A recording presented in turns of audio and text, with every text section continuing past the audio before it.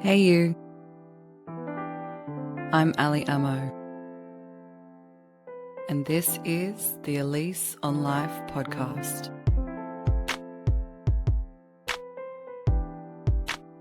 I hope you're well wherever you are in the world and whatever you are doing.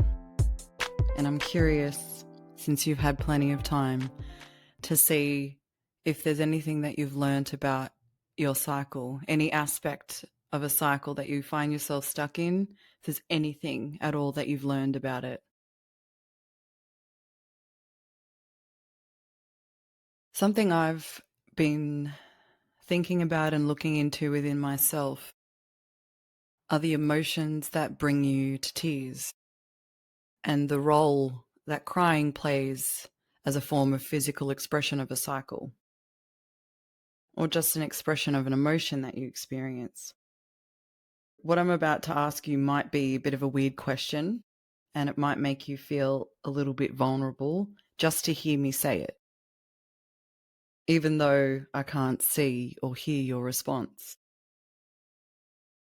But when was the last time you cried?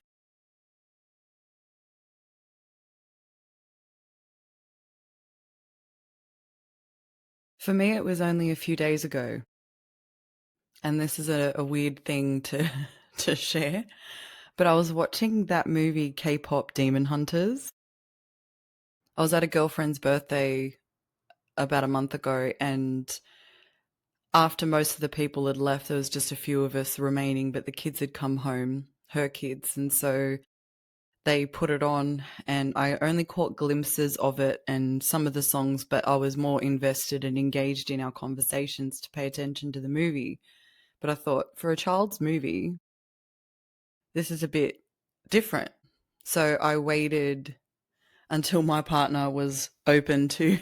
It took a bit of convincing, but eventually I got him open enough to watch it. And it was when I was watching that movie that I'd been hearing about this concept of frisson, which is an experience where the way you connect with music predominantly, but also things like art and whatnot, where you have intense physiological responses. And so I would get like tingles, I would get goosebumps, and it kind of felt like at times my body was sizzling, and it gets so intense that while I'm listening to the music or some of the messages in the movie, and then I noticed because my partner was there, he's sort of used to me and how intensely emotional I get in movies and TV shows, and especially with music. I noticed there was one part or one song, the tension in my throat because I was going to cry and I was like holding it in. And so the constriction that I felt in my body to keep it in. But then at the end, I can't even remember the song. I've only seen it once, and I know it's a bit of a thing at the moment. But then I started crying, and about 20 minutes after the movie, I saw a thing on TikTok, and it was actually talking about fridging, and it was a video of a woman experiencing it, and I showed it to my partner because I'm like, that's me. That's me 100%. That was only a few days ago now that I watched that movie, and that was the last time that I cried. And if for you it was like a month or a couple of months ago, a couple of weeks ago or something, that says something different to me than someone who's like, I don't know, maybe a year or two, or I can't remember. We have a very different relationship to the kinds of emotions that bring us to tears as opposed to the ones that bring us to anger. Have you ever considered what your relationship is to the kinds of emotions that bring you to tears? And there's a wide range. Obviously, we have like happy tears and sad tears. You've heard that idea, right? So you've got sadness, anger, fear, grief, frustration, anxiety. They're like the sad tears, but then the happy tears are joy, surprise, relief is another big one, and empathy. how much do you cry when it comes to those emotions? And if emotional expression with tears is not part of those cycles that elicit those emotions, I'm very curious about how you would express them otherwise. The crying is such a cathartic and therapeutic, intense release of emotions that if you aren't crying, not that there's something wrong with you, but I'd really go into the bugs in your web with you to find out why it's not something that you're frequently or just doing sort of regularly. So, what kind of things make you cry?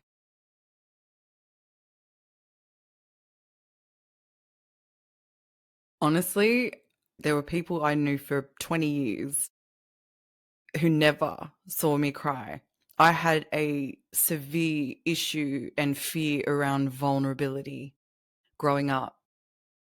And I remember when my marriage was ending, and that was a drawn out process for me because anytime I shared my unhappiness and my desire for the relationship to end, my husband would become very self deprecating, self loathing, and then not threaten suicide, but it was perceived by others to be emotional blackmail, the way he would use the suicide to keep me or guilt me or something to stay. So when the marriage was ending, I was crying, and a girlfriend of mine who I'd known since high school, who was in my class, so I used to see her all the time, freaked out a little because it made her feel really uncomfortable to see me cry.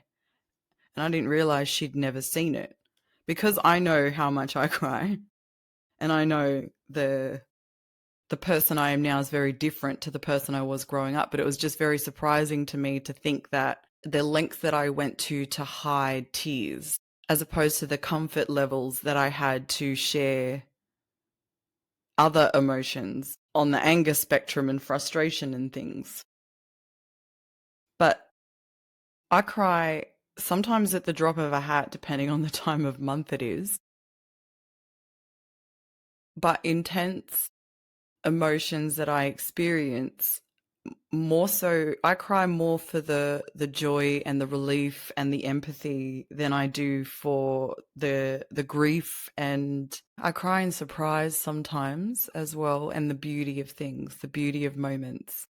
I have a very difficult time watching movies and shows that are anime for that reason, and my partner has a deep obsession. And he doesn't like laugh at me, but he laughs because he thinks it's adorable that I cry in these shows. But anime goes deep into people's experiences, and the storylines are there to elicit the kind of empathy and heartbreak within you that brings you, well, for me, brings me to tears. So when a show would end and I was just distraught, he's like, "Isn't it beautiful?" I said, "No, it's a fucking horror film." Like, it was horrible because there was so much pain. And it was hard for me to watch it and keep it together. But I think it's really healthy to express yourself with tears through outside external things as opposed to when you're actually going through something. So when I was grieving the loss of my child, it was movies and songs and things like that that helped me release all of the pent up grief that I was experiencing. But I'll have tears in my eyes when I talk to a friend who's going through something difficult and I feel the pain of what they're sharing with me. I won't sob, but that can bring me to tears. So other people's stories can bring me to tears, or it's just easy to pull my heartstrings, I suppose you could say. But what about you? They're movies that you can't watch because you know it'll just destroy you and bring you to tears, or shows. Like there's a very big difference to trying to think of a show that I've watched that made me cry. Like I've cried in Friends, I've cried in The Office.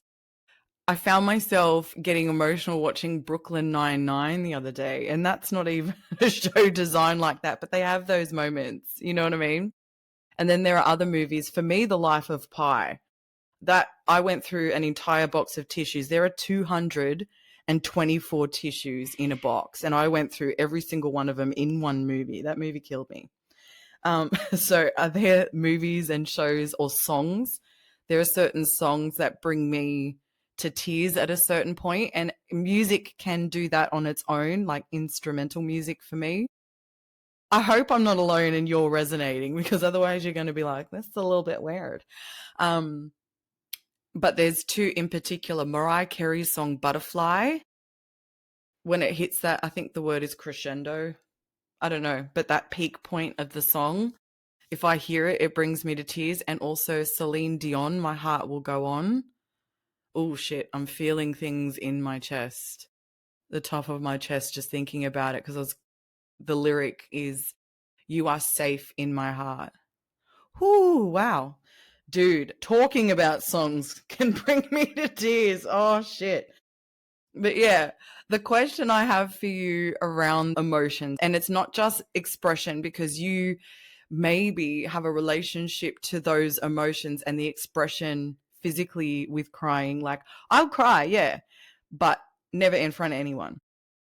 A dear friend of mine who committed suicide over a decade ago, her mother lost her husband, then a year later her daughter, and then a decade later her son, and she is the only one left.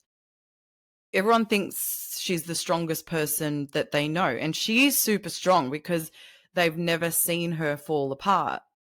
But because I had the kind of relationship with this friend of mine, the mother would call me the no bullshit friend.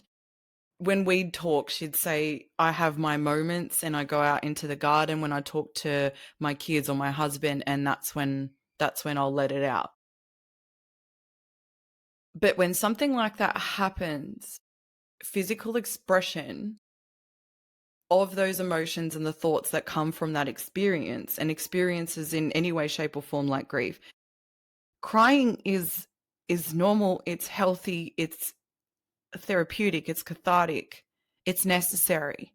But that barrier that we have to letting other people see us express those emotions that are intense, associated with these horrible and heartbreaking experiences, the fact that we feel like we can't openly share it, the beliefs behind why we think we can't do that, that's what I'm really curious about. And that's why I called the episode You Got Me Feeling Emotion, because I want you to consider how you go with that. My curiosity is for you to consider, what were the responses of your parents or your caregivers, even those around you growing up, to tears? When you cried as a child, how did everyone around you respond to that? What did they say? What would they do? And it's not just what they would say, but also how they said it. Because there's a difference between someone going, are you okay? And are you okay? You know what I mean? So if you think about how you were spoken to while you were crying as a child and how you were treated, there were all these underlying messages that you were left with whatever they said and did, and how they said and did it. And over time, that's what creates these deeply ingrained beliefs within you when it comes to that kind of physical expression. It's odd that we as a society are more comfortable and more familiar with hearing strangers screaming in anger and frustration at the top of their lungs in public, as opposed to sobbing and wailing and crying. You know what I mean?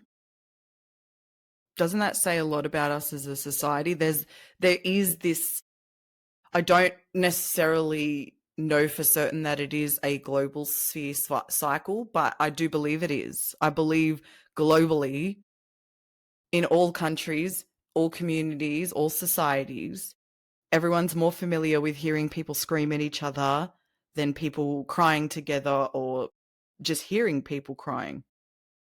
If you just think about public transport on the train, how often you've seen physical expressions of anger to the point where you're so familiar with that there's a comfort level there, as opposed to someone crying. In all my life, I've only ever seen somebody cry on a train once, and I couldn't just sit there.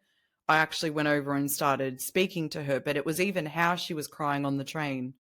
If I didn't see it, I wouldn't have known it was happening because it's not something that I heard. For me, growing up,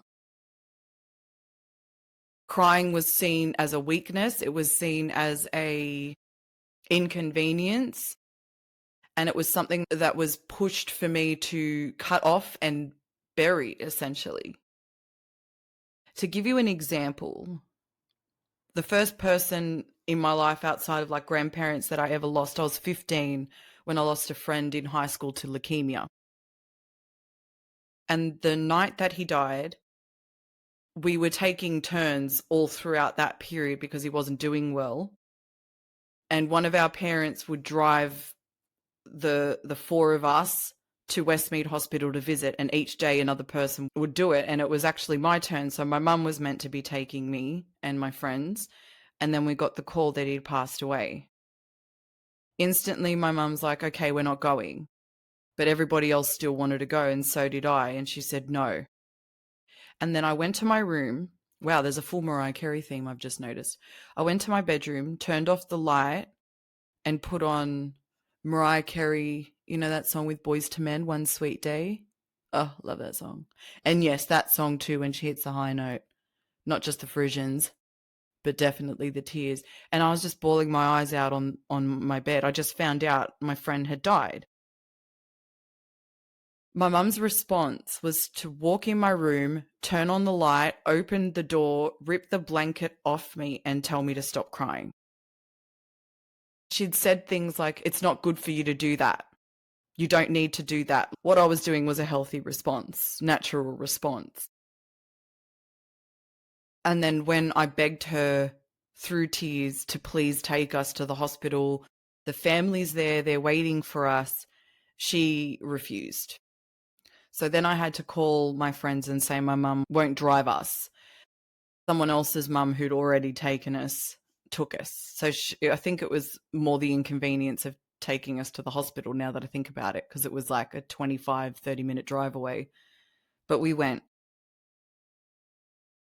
This is not an uncommon experience for people to have grown up with a mother or a father or both who didn't emotionally support their children through those difficult experiences that would elicit tears. Even to this day, my dad's still very uncomfortable with emotional expression when it comes with tears. He doesn't know what to say, he doesn't know what to do. And I think that that is a cycle that my generation and the generations after me are working hard to break. And I think the generation before me, I'm a millennial. So when you think about it, how do you handle other people crying now? How do you respond? What's your level of comfort with even witnessing somebody cry? Are you able to comfort them with your words? Are you comfortable to show affection? I've worked with kids like my whole life, so I'm used to dealing with tears, and I'm not uncomfortable when I see somebody else crying, but I notice that I don't freely express emotion unless I think mentally it is a warranted time. And it's not, I don't think that's the right thing to do. I don't know about you. Feel free to hit me up. This might be too much to sort of openly comment on, but hit me up in the DMs. Do you experience frisson, for starters? You might not want to tell me the last time you cried. But I'm happy to share. I'm an open book. But if you think about the way you were raised and how it was handled with you, are there beliefs that were created from the thoughts that were sparked in those experiences? And it might not have been a conscious thought, but a subconscious thought, when somebody who's supposed to be there for you and support you dismisses your emotion and what they've said and what you were forced to do as a child, what that's teaching you to believe about crying. Are there still elements of those beliefs being shown? Are you aware that the way that you handle your emotions, it goes back to childhood? It all goes back to childhood. If you're not aware, and then actively work to develop your awareness and decide what you want to keep and what you want to let go of. I don't want to take up too much of your time, so I'm going to let you go, but I want you to think about the beliefs that you held onto or are still holding onto that came from your childhood when it comes to something as simple as shedding a tear. I don't know if that's a good note to leave an episode on, but it's the one I'm going with. So thanks for being here with us for this ep.